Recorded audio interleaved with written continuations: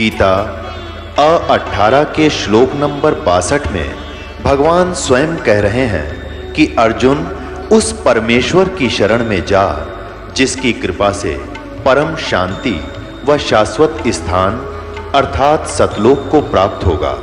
वो परमेश्वर कौन है, कहाँ है, कैसा है, जानने के लिए कृपया अवश्य सुनिए जगत गुरु तत्वदर्शी संत रामपाल जी महाराज के अमृत वचन। अब ज्ञान कराने वाले को भी पता है और जिसको रोग है उसको पता लग गया उसके बताने से। अब दवाई ना बताने वाले के पास है, औषधि नहीं है, तो दोनों व्यर्थ है। तो संत ज्ञान भी हो और उसके पास कंप्लीट कोर्स हो तो उस ज्ञान से तो जानकारी होती है, समाधान से वो साधना से वो समाधान होता है। समाधान नहीं तो ज्ञान एक आने का नहीं, यूजलेस है वो ज्ञान में। तो फिर गोरखनाथ ज्ञानी पा गया कुछ दिनों के बाद, तो उसके लिए कहा कि गोरख से ज्ञानी गणे, उसके पास मूल मंत्र नहीं था। और सुख दे जति जहान और सीता सी बहु भारिया पर संत दूर स्थान। तो गोरखनाथ जी ने पूछा, प्रभु आप कौन हो, कहाँ से हो? आप यहाँ आपके तो लोग जुलाहा जुलाहा करते हैं, धानक कहते हैं आपको, तो क्या बताते हैं परमेश्वर? अवधू अवगत से चल आया, मेरा कोई भेद मरम ना पाया। मात पिता मेरे कछु नाही, ना मेरे घर दासी, जुल्हाए का सुत आण कहाया, जगत करे मेरी हासी। मात पिता मेरे कछु नाही, ना मेरे घर दासी, जुल्हे का सुत आण कहाया, जगत करे मेरी हासी। ना मेरा जन्म न गर्भ बसेरा, बालक बन दिखलाया, काशी नहर जल कमल पडेरा, तहाँ दुलाहे न पाया। ना मेरा जन्म न गर्भ बसेरा, एक बालक बन दिखलाया, काशी नगर जल कमल पडेरा, तहाँ दुलाहे न पाया। मात पिता मेरे कछु नाही, ना मेरे घर दासी, जुल्हे का सुत आण कहाया, जगत करे मेरी हासी। 5 तत्व का धड़ नहीं मेरा, और जानू ज्ञान अपारा, सत स्वरूपी नाम साहेब का, ओहे नाम हमारा। अदर दीप गगन गुफा में ता निज वस्तु सारा, ज्योत स्वरूपी तेरा अलख निरंजन, वो दरता ध्यान हमारा। अदर दीप जा गगन गुफा में ता निज वस्तु सारा, तेरा ज्योत स्वरूपी अलख निरंजन, वो धरता ध्यान हमारा। हाड चाम लहू ना मेरे, मैं हूँ सतनाम उपासी, तारण तरण अव्यय पद दाता, मैं हूँ कबीर अविनाशी। अब क्या बताते हैं परमात्मा कि ना तो मेरा कोई जन्म हुआ, ना मैं किसी माँ के गर्भ में रहा, मैं स्वयं ही अपने सतलोक से चल कर आकर के एक बालक रूप धारण करके कमल के फूल पर तालाब में सरोवर में विद्यमान हुआ। वहाँ से मुझे एक दुल्हा लेकर यहाँ आए, जिस कारण से मैं दुल्हा कहा। मात पिता मेरा कुछ नाही, अन्ना मेरे गर्दासी, मैंने कोई पत्री स्वीकार नहीं की, और दुल्हे का सुत आण कहा, जगत करे मेरी आसी। फिर क्या बताते हैं कि 5 तत्व का धड़ नहीं मेरा, यह शरीर तुम्हारे जैसा नहीं है मेरा, और जानू ज्ञान अपारा, तेरा ज्योत स्वरूपी अलख निरंजन, वह धरता ध्यान हमारा। हाड चाम लहू ना मेरे, हूँ सतनाम उपासी, और तारण तरण अभय पद दाता, मैं हूँ कबीर अविनाशी।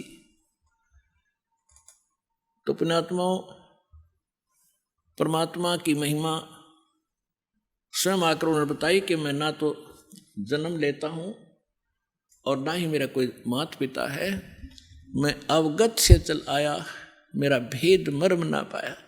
तो परमात्मा को ना समझकर ना जानकर हम उस लाल की महिमा से अपरिचित होने के कारण अभी तक हम इन अनुपासना करके कंकर पत्थर इकट्ठे करके ये सोच रहे थे कि हमने बहुत घना भक्ति धन इकट्ठा कर लिया। तो जो प्रसंग चल रहा है उसी पर आते हैं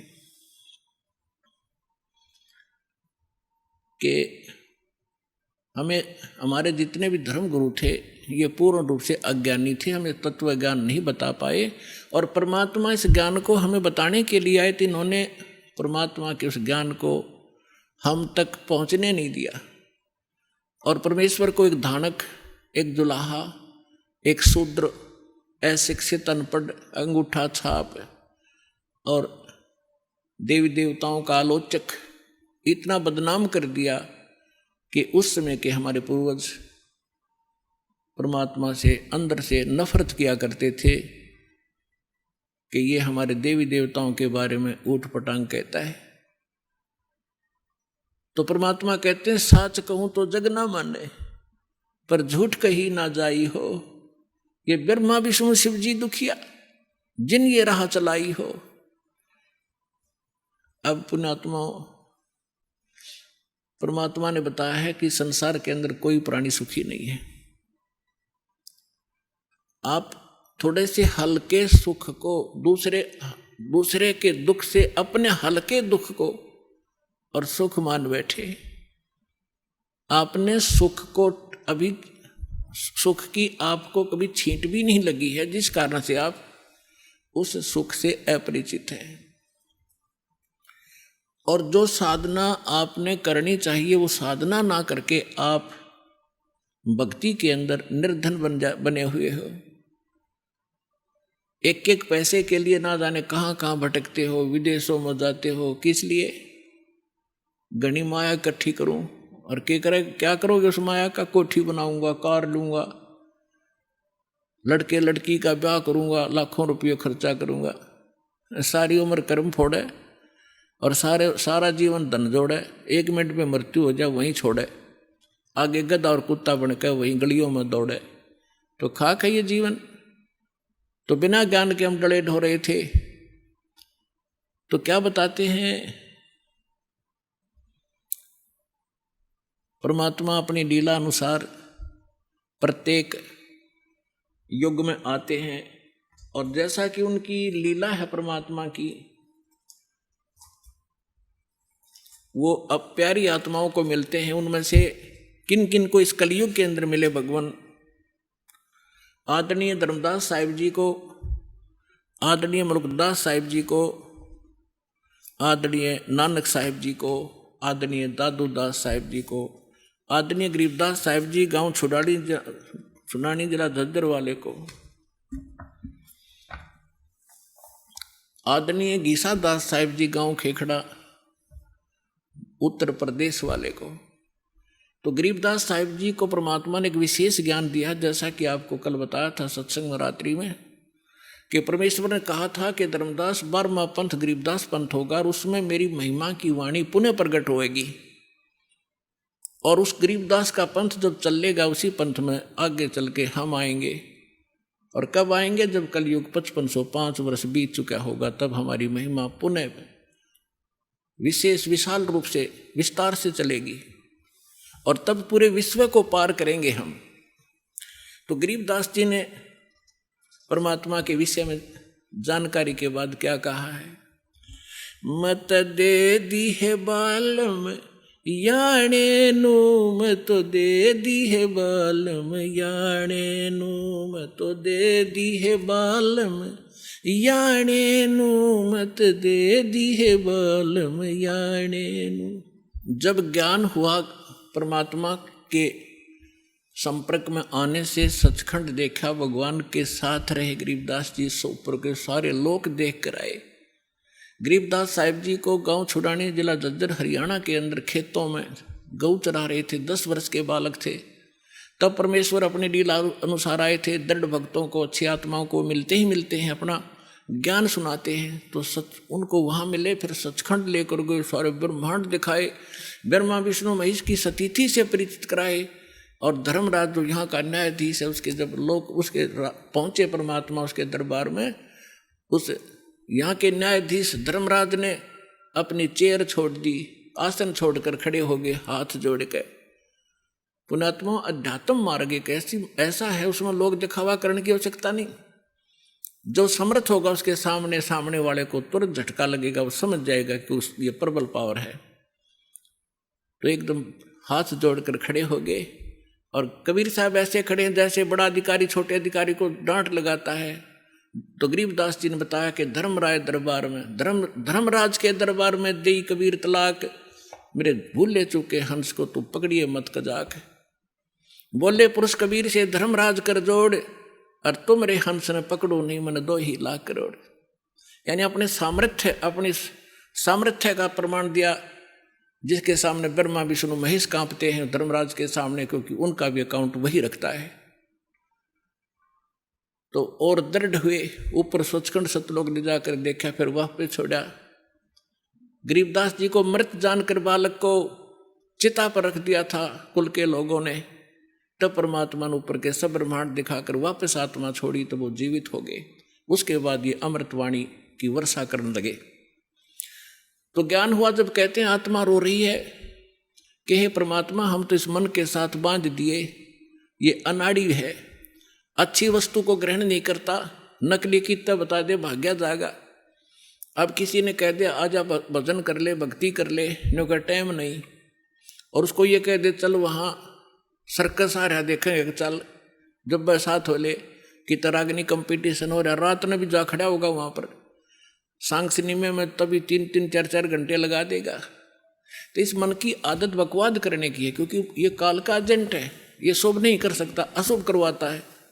तो अब आत्मा रो रही है। जब ज्ञान हुआ तो क्या कहती है, क्योंकि ये मन इसका कंट्रोलर बना दिया काल ने।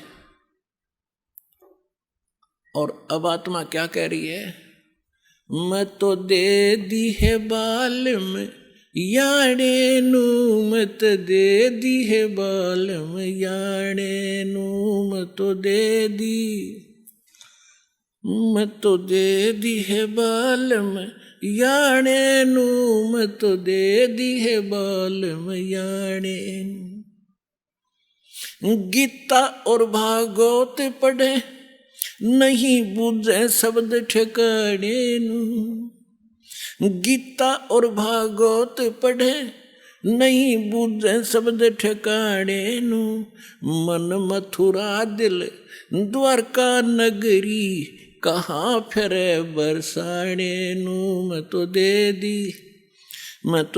दी है बाल में याणे नू, मैं तो दे दी है बाल में याणे नू, मैं तो दे दी।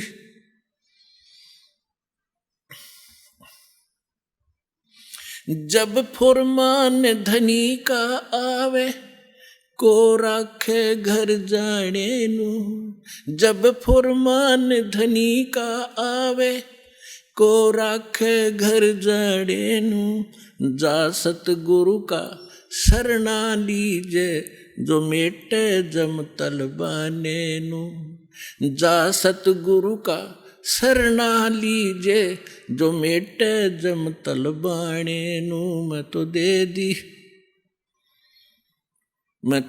दी है बाल में याणे नू, मैं तो दे दी है बाल में याणे। उत्तर दक्षिण पूरब पश्चिम फिरदा दाने दाने नू, उत्तर दक्षिण पूरब पश्चिम फिरदा दाने दाने नू, सर्व कला सतगुरु साहेब की हरि आणे नू, सर्व कला सतगुरु साहेब की हरि आणे नू, मैं तो दे दी है बाल में याणे नू, मैं तो दे दी है बाल में याणे नू। जम किंकर का राज कठिन है ये नहीं छोड़े राजा राणे नू, जम किंकर का राज कठिन है नहीं छोड़े राजा राणे नू, या दुनिया दा जीवन झूठा तुम भूल गए मर जाने नू, या दुनिया दा जीवन झूठा तुम भूल गए मर जाने नू, मैं तो दे दी मैं तो दे दी है बालम याने नू, मैं तो दे दी है बालम याने नू। शील संतोष विवेक विचारो, ये दूर करो जुल्माने नू। शील संतोष विवेक विचारो, दूर करो जुल्माने नू। ज्ञान दाराच ध्यान दी तुरिया, कोई जाने पान रसाने नू। मैं तो दे दी है बालम याने नू, मैं तो दे दी है बालम याने नू। महल कपाट सतगुरु ने खोले, अमी महारस खाने नू। महल कपाट सतगुरु ने खोले, अमी महारस खाने नू। गरीब दास सुन भंवर उड़ावे, गगन मंडल रम जाने नू। मैं तो दे दी याने नू, मैं तो दे दी है बालम याने। अब क्या बताते हैं आदरणीय गरीबदास साहिब जी परमात्मा से प्राप्त ज्ञान को हमारे लिए कैसे सुना रहे हैं, कैसे बताया उन्होंने। आत्मा कह रही है जब ज्ञान हो गया तो गरीबदास जी कहते हैं मैं तो दे दी बालम याने नू। याना माने बालक, बालक बुद्धि का व्यक्ति, अनजान बिल्कुल छोटी बुद्धि का, जैसे बालक की बुद्धि जिस सत्र की होती है, तो हमारे ऋषि महर्षियों की इस सत्र की बुद्धि थी, क्योंकि ये सब काल के अधीन थे। तो क्या बताते हैं, गीता और भागवत पढ़े ना बुझे शब्द ठिकाने नू। गीता और भागवत पढ़े नहीं बुझे शब्द ठिकाने नो। मन मथुरा दिल द्वारका नगरी, कहाँ फिरे बरसाने नो। अब क्या बताना चाहते हैं कि गीता खूब पढ़ें, गीता के मर्मज कवावें, भागवत की कथा 7-7 दिन सुनावें। उस कथा के कहने से पाप मोक्ष होगा, गीता के पढ़कर सुनाने से मोक्ष नहीं होगा। उसके अंदर जो मूल मंत्र लिखा है उसकी साधना करने से मोक्ष होगा। अब गीता और भागवत पढ़े न बुझे शब्द ठिकाने नू, यानी जो सही मंत्र है। गीता श्रीमद् भगवद गीता में ओनली 1 मंत्र है जो ब्रह्म साधना का है। 8वें अध्याय के 13वें श्लोक में गीता ज्ञानदाता ये ब्रह्म है, सरपुरुष ये काल है, ज्योति निरंजन 21 ब्रह्मांड का प्रभु, ब्रह्मा विष्णु महेश का पिता है, श्री कृष्ण जी के अंदर प्रवेश करके बोल रहा है। इसकी ये ऐसी अटपट करता है। ये कहता है 4थे अध्याय के 5वें और 9 श्लोक में कहता है, अर्जुन तेरे और मेरे बहुत जन्म हो चुके हैं, तू नहीं जानता मैं जानता हूं, और मेरे जन्म और कर्म अलौकिक हैं, अद्भुत है। तो ये सामने नहीं आता, इसने कसम खा रखी है, प्रतिज्ञा कर रखी है, मैं कभी किसी को अपने ओरिजिनल रूप में दर्शन नहीं दूंगा। तो ये क्या करता है, किसी में प्रवेश करके प्रेत की तरह जो कुछ करना करवाना उससे करवा जाता है और पाप उसके सिर पर धर देता है। तो यहाँ क्या कह रहा है वो, तो गीता अध्याय नंबर 8 के श्लोक नंबर 13 में कहा कि मेरा एक ओम अक्षर है, ओम इति एकाक्षरम ब्रह्म व्यवहारण माम अनुस्मरण, और ये प्रियति तदन देहम सयाति परमाम गतिम। मेरा केवल एक ओम मंत्र है, नथिंग एल्स। और जो इस ओम नाम के जाप का अंतिम सांस तक, शरीर छोड़ने तक सिमरण करता हुआ, छोड़ता हुआ भी सिमरण करता हुआ जाता है, तो ओम से मिलने वाली परम गति यानी ब्रह्मलोक की प्राप्ति कर सकता है। गीता अध्याय नंबर 17 के श्लोक नंबर 23 में फिर इसने स्पष्ट कर दिया है कि उस सच्चिदानंद घन ब्रह्म की भक्ति का मुझे ज्ञान नहीं है, लेकिन सांकेतिक बताता हूं, वो 3 मंत्र का जाप है। ओम तत्सत इति निर्देश ब्रह्मण त्रिवेद समर्थ है। तो उसके पाने का ये 3 मंत्र का जाप है। तो यहां गरीबदास जी समझाना चाहते हैं, गीता और भागवत पढ़े न बुझे शब्द ठिकाने नु, ठिकाने माने जो सही मंत्र है। तो वो गीता का पाठ करें और कति कंठस्थ याद कर लें पूरे पूरे अध्याय, और जाप जपें हरे कृष्ण कृष्ण कृष्ण हरे हरे, राधे राधे श्याम मिला दे। कोई बात हुई या? फिर गीता किस लिए पढ़ रहे हो तुम? तो यहाँ परमात्मा कहा करते थे, मोती मुक्ता दर्शत नाही, ये जग है सब अंदरे, दिखत के तनैन चश्म इनके फिरा मोतिया बिंदरे। किसी को मोतियाबिंद का रोग हो जाए आंखों में, आंख बड़ी साफ दिखाई देती है, जैसे किसी ने बहुत घना दिखता होगा, उसको दिखता कुछ नहीं। तो ऐसे ही विद्वान थे, संस्कृत के सब ग्रंथ के ग्रंथों को कंठस्थ याद कर लेते थे, लेकिन उसमें लिखा क्या है, उसमें मार्गदर्शन क्या है, इनको कख भी पता नहीं था। इसलिए परमात्मा ने कहा है कि दिखत के तन्नैन चश्म, दिख विद्वान और इनका फिरा मोतिया बिंदरे। गीता के अंदर क्या लिखा है कि ओम नाम का जाप करे और कुछ नहीं, बकवास छोड़ दे। 9वें अध्याय के 25वें श्लोक में गीता जी में कहा है कि भूत पूजने वाला भूत बनेगा और पितर पूजने वाला पितरों को प्राप्त होगा, पितर बन जाएगा। देवताओं का पूजने वाला देवताओं के लोक में जाएगा, उनका नौकर लगेगा, और मेरा पुजारी मुझे प्राप्त होगा। और उस परमात्मा की भक्ति को संत बताएगा। 4 अध्याय के 34वें श्लोक में कहा है। तो ये श्राद्ध भी मना कर रखे, भूत पूजा है, श्राद्ध भूत पूजा है, पितृ पूजा है। अरे ये हमारे देवता, ये गुरु हमारे यही करवा रहे हमारे से, सारे भूत पूज के भूता बनवा दिए। अब परमात्मा ने सूक्ष्म वेद में बताया है कि राम रमय सो राम है, देव रमय सो देव, और भूत रमय सो भूत है, सुनो सकल सुरभेव। और ये हमें ये साधना करवा के हमारे पूर्वजों को मिट्टी में मिला दिया। अब क्या बताना चाहते हैं कि गीता और भागवत पढ़े, न बुझ शब्द ठिकाने नु, और मन मथुरा दिल द्वारका नगरी, कहाँ फिर बरसाने नु। देख कांडले द्वार रखे हमारे से। क्या कहते हैं, मथुरा में किस लिए जाते हो कि भगवान श्री कृष्ण की यहाँ रज चरण की रज डली हुई थी, और वहाँ जाने से मोक्ष होगा। गोवर्धन पर्वत को परमात्मा ने उठाया था, उसकी परिक्रमा करो गिरिराज की, मोक्ष हो जाएगा। भले आदमियों, पहले तो ये सोचो कि गोवर्धन गिरिराज को किस लिए उठाया था श्री कृष्ण जी ने। वो श्री कृष्ण जी ने कहा था इन देवताओं की पूजा छोड़ दो, एक भगवान की भक्ति करो, जैसा श्री कृष्ण जी को ज्ञान था। और फिर इवन देवताओं के राजा इंद्र की भक्ति भी बंद करवा दी, उसकी कढ़ाई कराया करते हुआ बंद करवा दी। इंद्र को क्रोध हुआ, ब्रज को डबोना चाहा, तब परमात्मा को याद करके, क्योंकि रामकृष्ण सतगुरु शहजादे कबीर भगवान के बच्चे हैं ये भी, और हमसे ज्यादा शक्तिशाली हैं, बड़े भक्ति युक्त थे, तभी तो उच्च पद को प्राप्त है। तो परमात्मा इनकी भी मदद करता जब ये हृदय से पुकारते हैं। और परमात्मा यही चाहते हैं कि ये जो आन उपासना हटे। तो श्री कृष्ण जी ने वो इसलिए गिरिराज उठाया था कि आन उपासना, देवी देवताओं की भक्ति बंद कर दो। और ये हमारे गुरु ये फिर वही करवाने लग रहे जो श्री कृष्ण जी बना किया करते थे, खा के इनको ज्ञान। अब श्री कृष्ण जी उस मथुरा ने छोड़कर द्वारका में गए थे।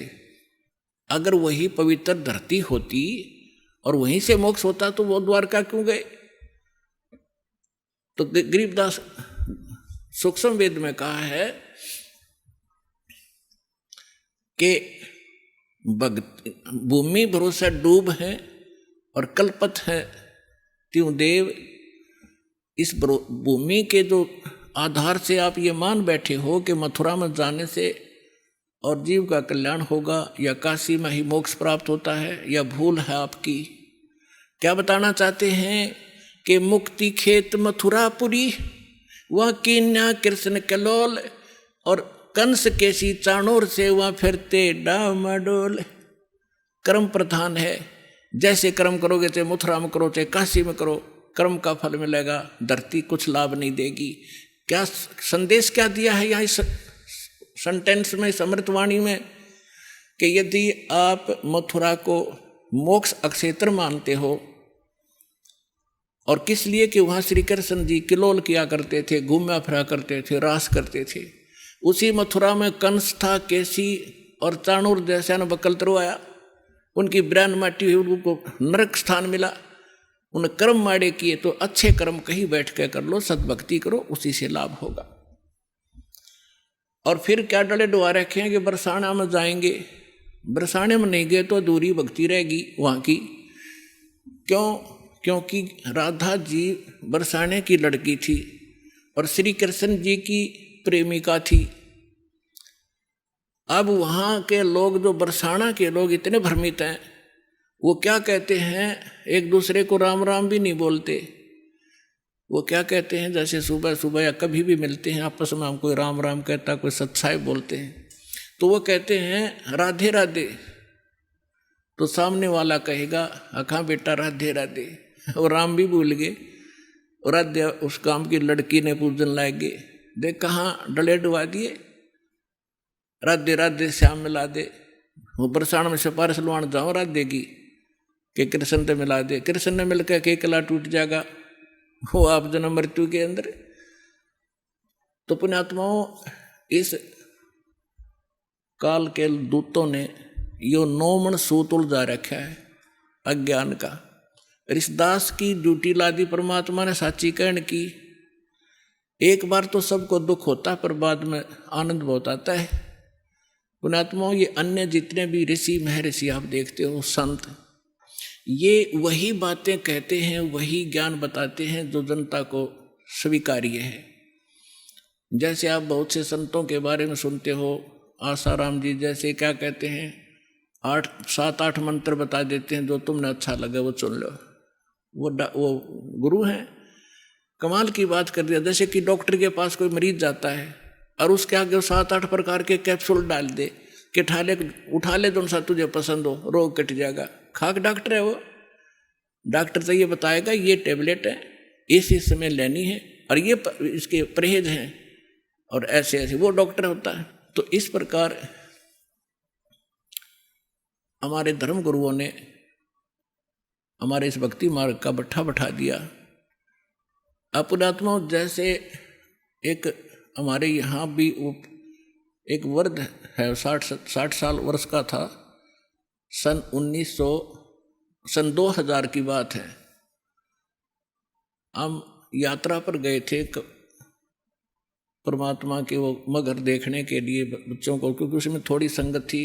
इनको दिखाकर काशी में लहर तारा तालाब दिखाया, इनको ये दृढ़ हुए, फिर उन्होंने लाखों को दृढ़ कर दिया कि सचमुच हम देख कर आए हैं। बाकी वहाँ जाना सिर्फ मोक्ष नहीं, लेकिन अपना तीर्थ स्थल, अपना विश्वास दृढ़ करने के लिए हम गए थे। तो रास्ते में एक्सीडेंट हो गया किसी कारण से, जिस बस में वो बूढ़ा बैठा था उसकी टांग फ्रैक्चर हो गई। यहाँ किसी डॉक्टर को दिखाया, वो जहाँ पुराने आश्रम में रहा करता था। उसको क्या किया, जैसे डॉक्टर ने से कह दिया हमने कि इसकी वहाँ पट्टी लगाया होगा, डॉक्टर कंपाउंडर ने भेज दे।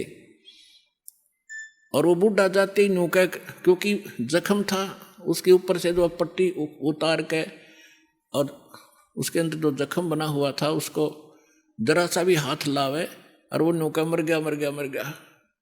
तो कंपाउंडर क्या करे, उसी के ऊपर ऐसे ही थोड़ी सिपरेट सी लगावे, दवाई लगा और पट्टी बांध जावे। रोजाना के 20 रुपये ले ले, 5-7 उसके होंगे, 2-4 5-10 डॉक्टर के होंगे उसमें से। तो 1 महीना हो गया, दर्द ज्यों का त्यों चिल्ला हुआ बूढ़ा। तो एक ऐसे ही कोई हमारा उसमें एक सेवक रहता था, उसका मित्र एक डॉक्टर था, वो चला गया। उसने पहले भी देखा था कि बूढ़े का चोट लग गई, हाँ जी फ्रैक्चर हो गया था। उस दिन 1 हफ्ता 10 दिन के बाद उसने फिर पूछा क्या वृद्ध ठीक हो गया? तो उस भक्त ने बताया जी ठीक अभी हुआ नहीं है। तो उसने कहा चल मैं देखता हूँ। उसने जाकर देखा, वो पट्टी उतारी, उसमें मवाद भरा और इतना बड़ा सूज रहा वो। तो उसने कहा इसने तो बैठा दिया, भाई कौन ऐसा डॉक्टर, ये तो मवाद निकालने पार पड़ेगी। वो मोटरसाइकिल से उसके स्कूटर अपने घर पर गया, वहाँ से सारा ट्रीटमेंट का सामान लिया और वह पट्टी पाड़ के और उसका मवाद निकाला। बूढ़ा रोया बुरी तरह, हाय मर गया। वो कहने लगा बाबा जी थोड़ी सी देर मर लेगा फिर ठीक हो जाएगा, ये दर्द 5 मिनट का है, फिर कति सुख हो जाए ना, टांग कटेगी तेरी। ऐसा जुल्म कर दिया इस नालायक ने। तो पुण्यात्मा उसने करके साफ और लगा के दवाई, पेन किलर दवाई गोली दे दी। तीसरे दिन जख्म मर गया बूढ़े का और 1 हफ्ते में कति चालन ठीक हो गया। तो ये जो नीम हकीम हैं जो ये कहते हैं कि समाज नाराज हो जाएगा, श्राद्धान मना कर रहे हैं, देव देवता की पूजा मना कर रहे हैं, सारे विरोधी हो जाएंगे, बेशक हो जाओ। ये तो है नीम हकीम जो केवल ने सोचा ये नाराज ना होने चाहिए, चाहे बेशक इनका नाश हो जाओ। अरदास है सर्जन, एक बार दर्द होगा लेकिन सदा का सुख हो जाएगा पूरे मानव समाज को, और इसको करके छोड़ दूंगा।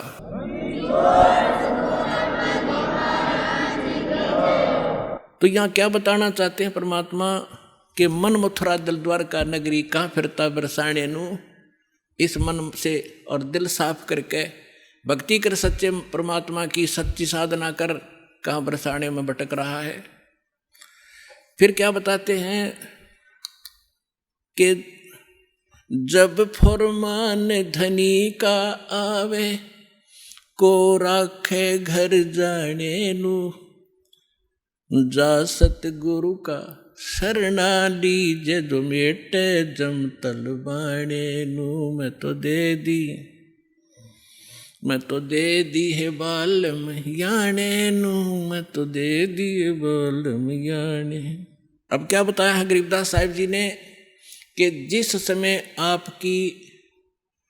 आपके प्रारब्ध में, आपके किस्मतानुसार जब आपकी मृत्यु आ गई और यम के दूत आपको लेने आएंगे, तो कोई नहीं रोक सकता उसको। मासा घटे न तिल बधे, विद ना लिखे जो लेख। तो कैसे, अब यहाँ क्या बताना चाहते हैं कि यदि आपकी मृत्यु का समय आ गया, और चाहे आप 30 वर्ष, 40 वर्ष, 50 वर्ष के हो, 10 वर्ष के हो, 2 वर्ष के हो, 4 वर्ष के हो, तो आपकी मृत्यु होगी ही होगी। फिर क्या बताते हैं कि जा सतगुरु का शरणा लीजिए, जो मिटे जम तलबाने नू।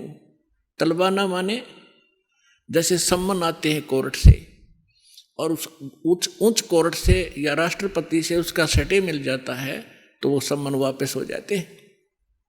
तो यहाँ क्या बताना चाहते हैं कि जब फुरमान धनी का आया, आदेश आ गया, यहाँ जो विधाता ने विधान बना रखा है, तो को राखे घर जाने नू, और जा सतगुरु का शरणा लीजिए, मिटे जम तलबाने नू। धर्मराज दरबार में देई कबीर तलाक, मेरे भूले चुके हंस को तू पकड़िए मत कजाक। बोले पुरुष कबीर से धर्मराज कर जोड़े, तुमरे हंस को पकड़ो नहीं मुझे 2 ही लाख करोड़े। फिर क्या बताते हैं, धर्मराज ने फिर विनती की, प्रभु हे परमेश्वर, यहाँ का एक विधान है इस हमारे लोक का कि जैसा कर्म जिसने किया है वो दोनों भोगने पड़ेंगे, पुण्य भी और पाप भी। तो वो तो मैंने दंड देना पड़ेगा, उसका कोई समाधान बताओ।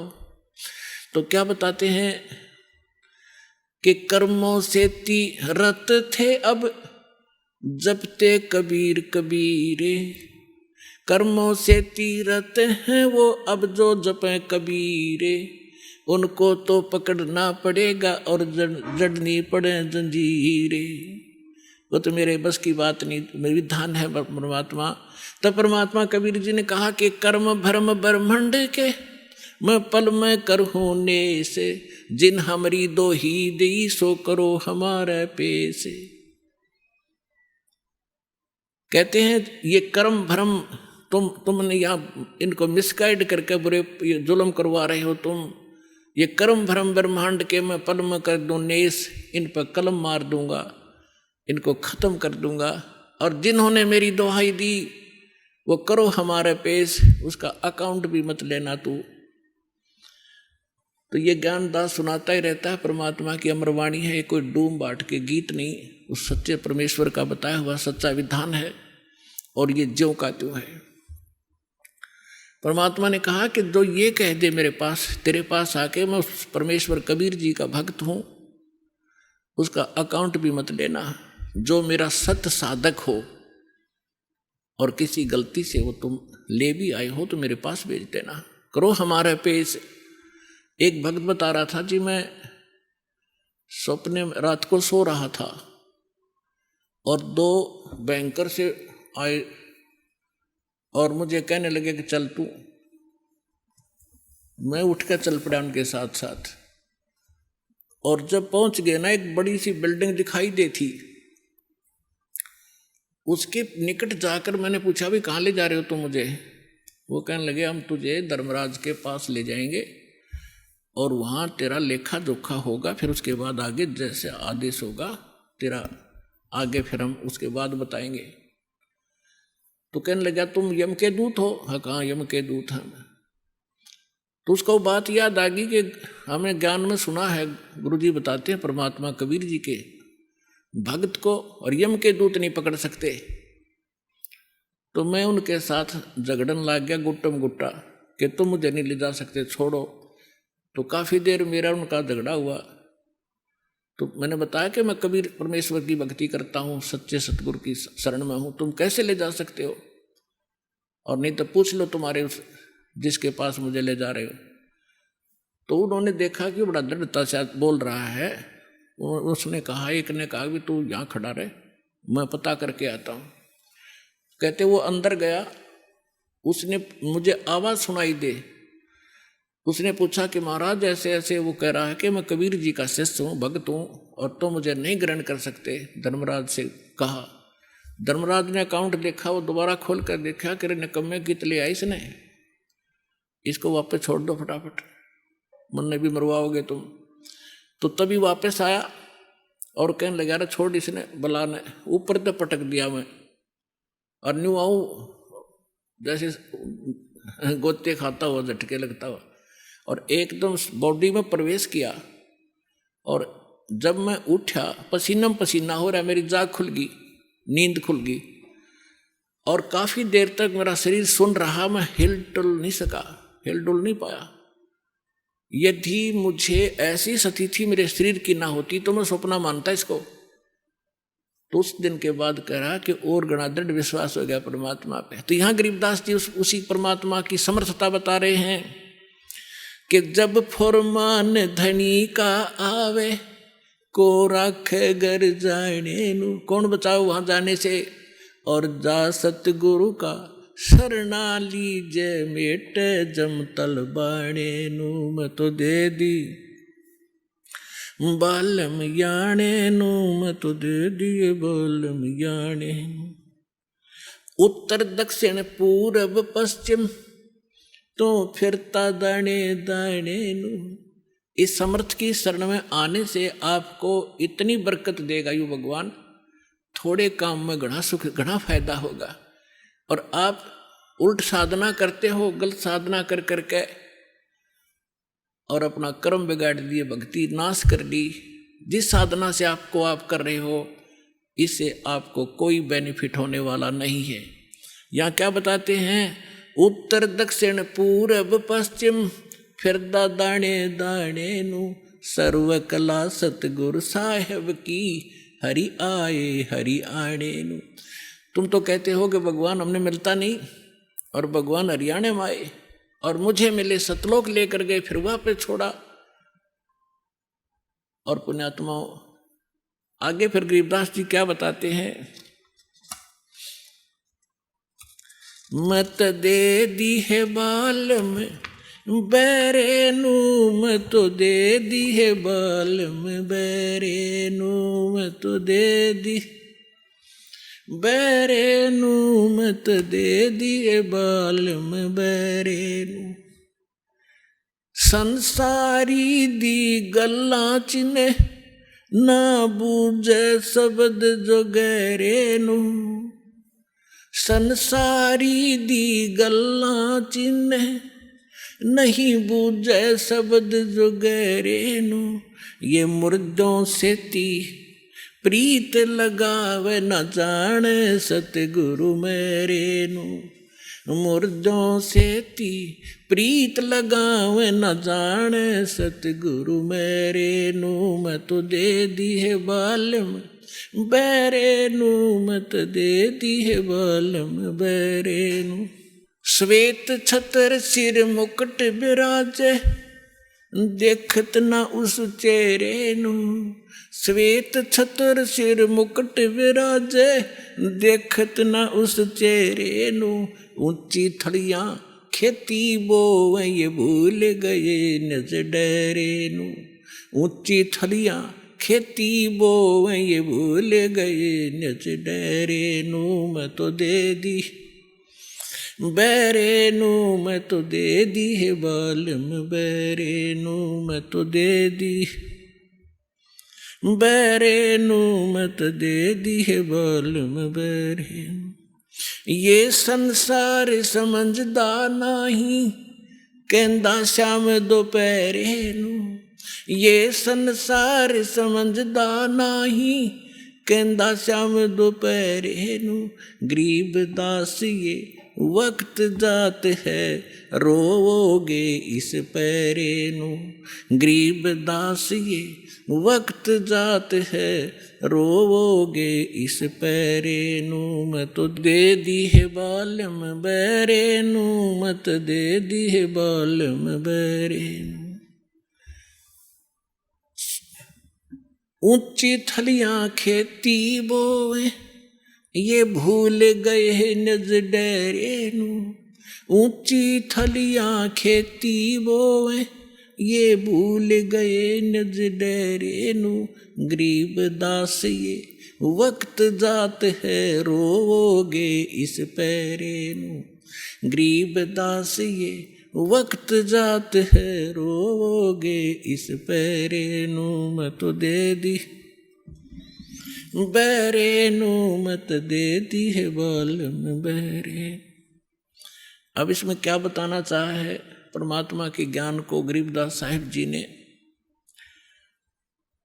कि यदि आप किसी मित्र को, बहन भाई को या कोई और निकट के संपर्क वाले को कुछ बताना चाहोगे इस ज्ञान के बारे में, वो कति सुनने को तैयार नहीं, क्योंकि मन है उसके अंदर प्रभावी है, हैवी है मन।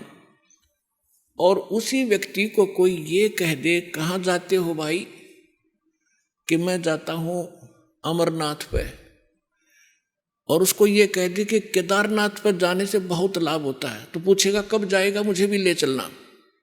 No objection. कोई सोमवार का व्रत रखता है तो उसको कोई ये कह दे कि शुक्रवार का व्रत बड़ा बेनिफिट देता है, अच्छा बता कैसे करना होता है, तुरंत मान जाएगा।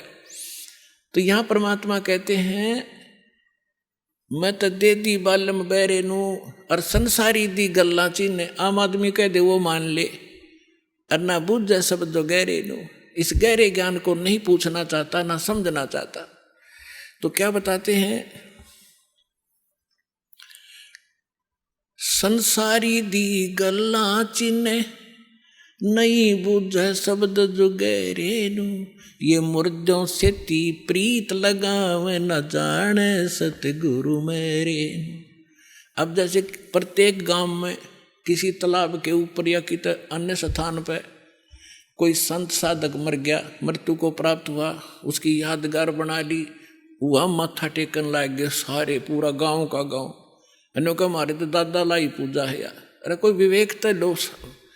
देखो जैसे ठीक है वो संत अच्छे होंगे जो आज तक पूज्य हैं, लेकिन उस समय जो उस जीवित समय में उसके जैसा भी वो संत था, जैसी भी भक्ति साधना थी उसके पास, तो उससे उस समय लाभ तो मिल सकता था जब वो वर्तमान में था।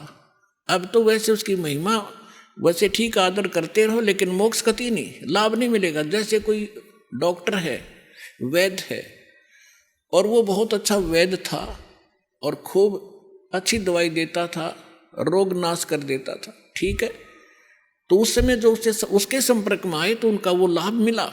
उसकी मृत्यु होगी, मृत्यु के बाद उसकी यादगार बना दी, और वहाँ फिर अब कोई जावे उस वैद्य से ये कहने कि वैद्य जी मेरा मलेरिया हो गया, दवाई बताइयो। वह वैद्य की मूर्ति वह दवा काम नहीं कर सकती, जो ओरिजिनल जीवित कराया करता था। तो यह भूल मारा ईब तई लाग रही थी, अब मिटेगी। तो क्या कहते हैं, मुर्दों से ती प्रीत लगावे ना बूझे शब्द जो गहरे नू। मुर्दों से ती प्रीत लगावे ना जाने सतगुरु मेरे नू मैं तो दे दी है बाल्यम बेरे नू मैं तो दे दी है बाल्यम बेरे नू। फिर क्या बताते हैं, श्वेत छतर सिर मुकुट विराजे, निराकार निराकार का ढोल पीट रखा था। कहते उस सफेद अरस कुर्स पर सफेद गुम्मट है, जहाँ सतगुरु जहाँ परमात्मा का डेरा, वहाँ एक बहुत बड़ा सुंदर महल है परमात्मा का, उस बहुत सुंदर गुम्बज टाइप है, उसके अंदर परमात्मा विराजमान है। सिंहासन के ऊपर सिर पे मुकुट है और ऊपर श्वेत छत्र परमात्मा के तना हुआ है।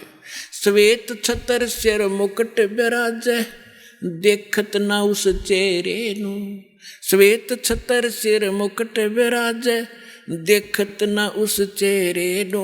ऊंची थलियां खेती बो ये भूल गए निज डेरे नो। ऊंची थलियां खेती बो ये भूल गए निज डेरे नो। अब क्या बताना चाहते हैं कि परमात्मा साकार है, मनुष्य सदृश्य है, सभी सदग्रंथों से दास ने प्रमाणित कर दिया आपके समक्ष।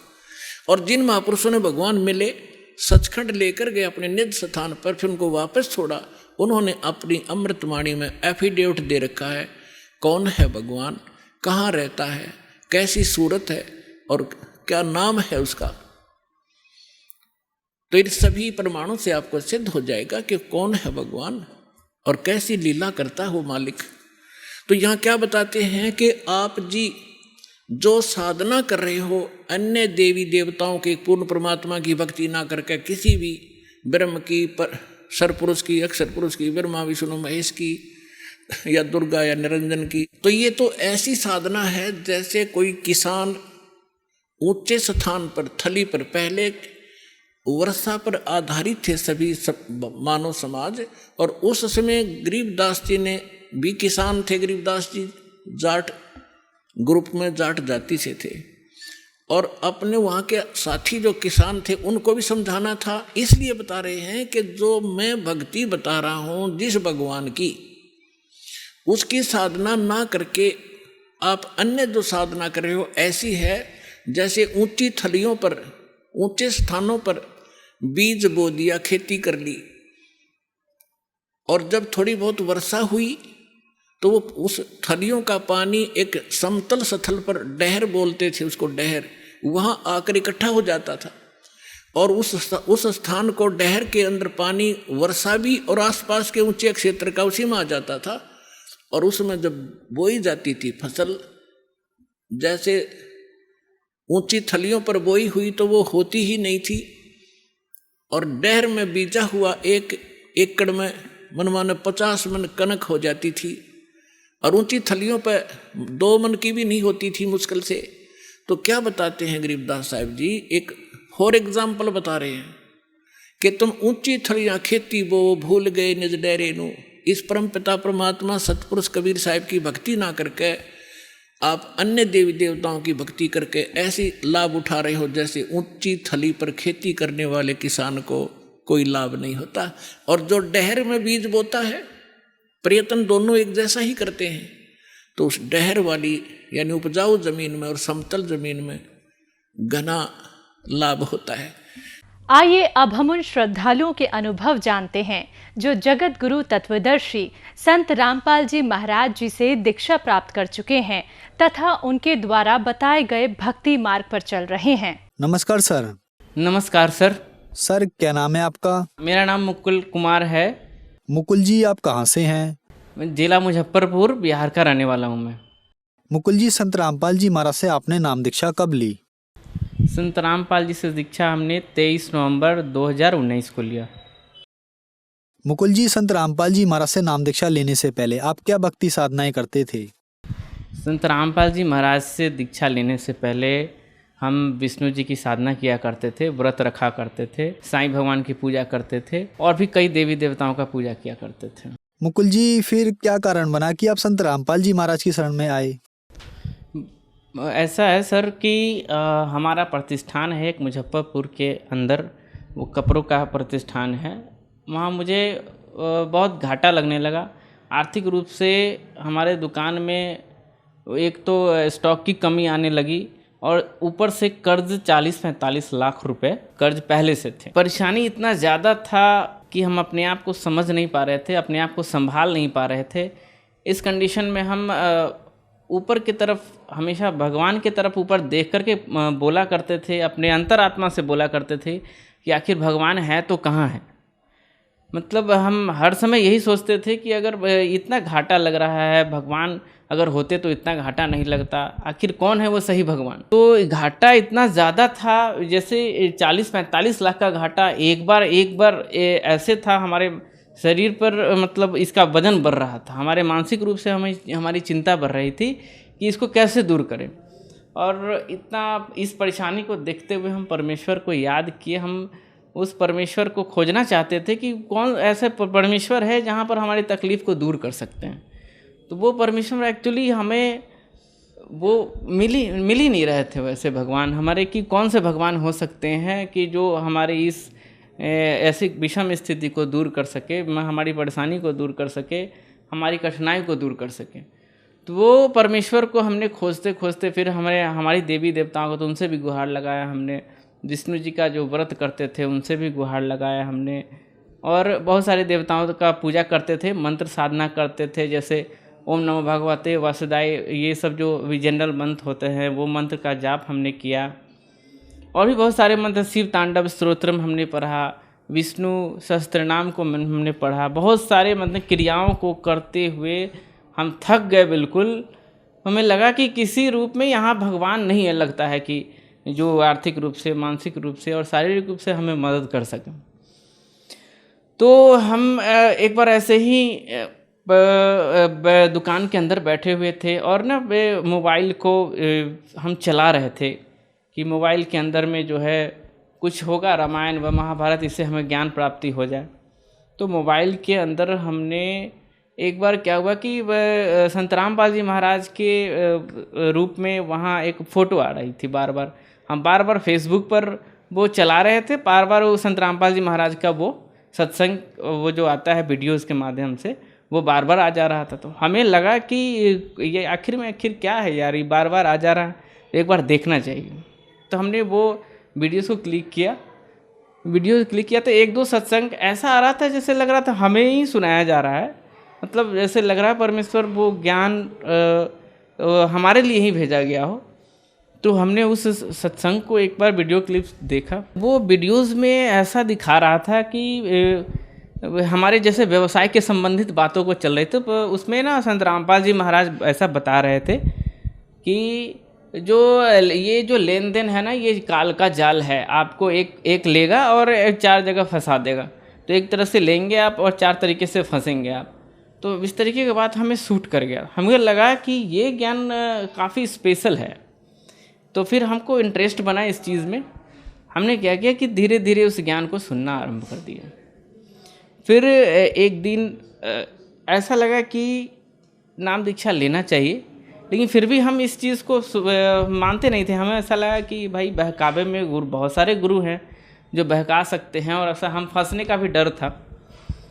तो इसकी वजह से हम बार बार नाम दीक्षा नहीं ले पा रहे थे, लेकिन फिर भी ज्ञान सुनते जा रहे थे। बहुत दिन के बाद ज्ञान सुनते सुनते चूँकि हमने प्रमाण देखा कि हर शास्त्र के हिसाब से ही ज्ञान बताया जा रहा है। 6 शास्त्र 18 पुराण सब में प्रमाण बताया जा रहा है कि परमेश्वर एक ही है और उन्हीं का वो पूजा करना चाहिए।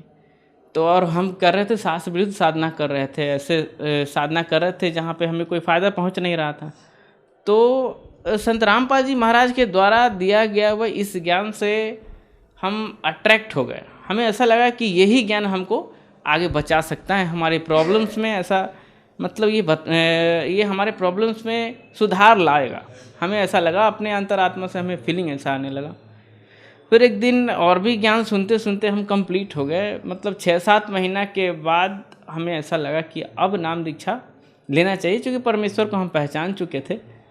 और परमेश्वर को पहचानने के बाद हमने संत रामपाल जी महाराज के पास जाकर के नाम दीक्षा ली। मुकुल जी, संत रामपाल जी महाराज की शरण में आने के बाद क्या आपको कोई लाभ भी मिले? भगत जी, लाभ तो इतना है कि सर ऐसा है कि लाभ को तो मैं आपके सामने काउंट नहीं करा सकता हूँ, लेकिन 1-2 लाभ ऐसे बताता हूँ जो काफ़ी मतलब आध्यात्मिक क्षेत्र से बहुत ज़्यादा उसकी प्रावधानता है। सर ऐसा है कि परमात्मा के शरण में आने के बाद जो लाभ के क्षेत्र में हमारा जो 40-45 लाख का जो कर्ज था वो इतना ज़्यादा था कि मेंटली अनफिट हो चुके थे हमको ऐसा लग रहा था कि ये कर्ज हमसे कभी ये क्लियर नहीं हो पाएगा। मतलब परेशानी चारों तरफ से हमारे मेंटल डिस्ट्रेस कर चुका था। वो हमारे बॉडी एक भी होना चालू हो गया, तो उसके कारण हमारा शारीरिक प्रॉब्लम भी चालू हो गया था। तो वो शारीरिक प्रॉब्लम एक मानसिक रूप से ही जो उत्पन्न होता है उसके कारण शारीरिक प्रॉब्लम्स भी आती है। तो सारा प्रॉब्लम्स एकदम से क्रिएट होने के बाद ऐसा लग रहा था कि ये हमसे सॉर्ट आउट होने वाला नहीं। जिस परमेश्वर की खोज में थे वो पूर्ण परमात्मा संत रामपाल जी महाराज के शरण में आने के बाद मुझे पता चल गया कि यही वो भगवान है जो ये सारे दुखों का निवारण कर सकते हैं।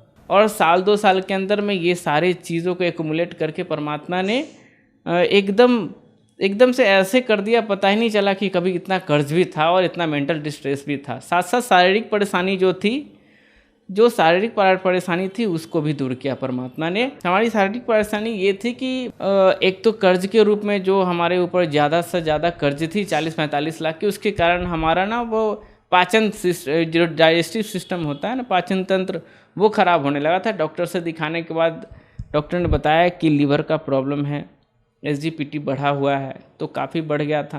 पेट में इंटेस्टाइनल प्रॉब्लम्स भी थी, ट्रैक्ट में प्रॉब्लम थी और भी बहुत सारी शारीरिक परेशानी थी जो छोटे छोटे रूप में थे।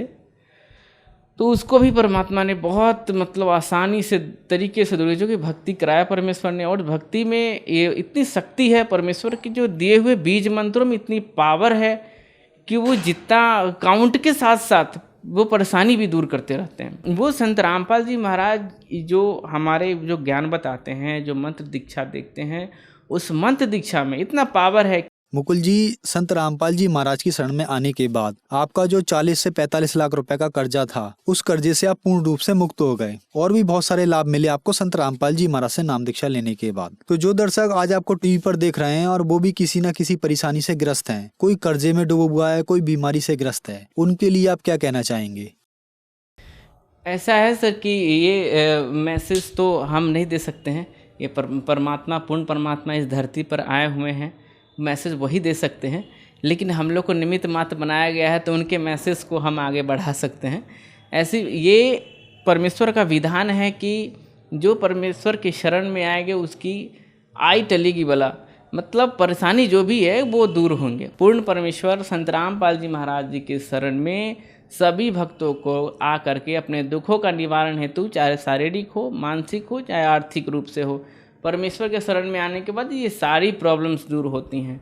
हमने आपको एग्जांपल्स के रूप में बताया ही कि हमारी जब खुद की इतनी बड़ी प्रॉब्लम्स थी वो सॉर्ट आउट कर दिया, मानसिक, शारीरिक और आर्थिक। तो ऐसे भी भगत जो परमात्मा के शरण में आएंगे, जो जगत के लोग हैं, उनकी भी परेशानी दूर परमात्मा दूर करेंगे। पूर्ण परमात्मा संत रामपाल जी महाराज यहाँ धरती पर आए हुए क्लियर कर देंगे सर।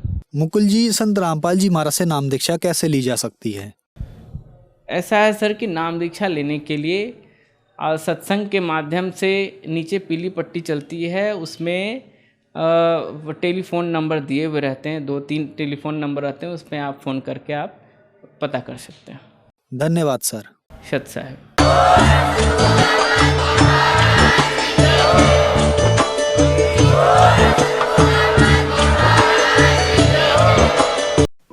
आप सुन रहे थे जगत गुरु तत्वदर्शी संत रामपाल जी महाराज के मंगल प्रवचन। अधिक जानकारी के लिए संपर्क करें